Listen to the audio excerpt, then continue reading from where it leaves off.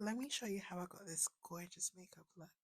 So most of the stuff are from MAC. This is the Studio Radiance primer and the foundation. I'm using ProLong Wear concealer to set and the Studio Fix concealer as well.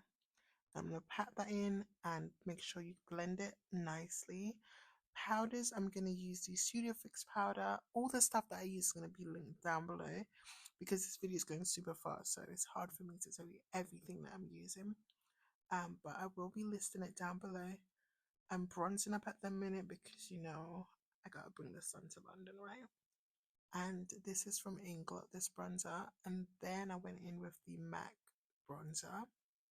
As I said before, I'm going to leave everything in the description box, so make sure you do check it out. I'm setting my under eye with a loose powder and, you know, carving out my cheekbones.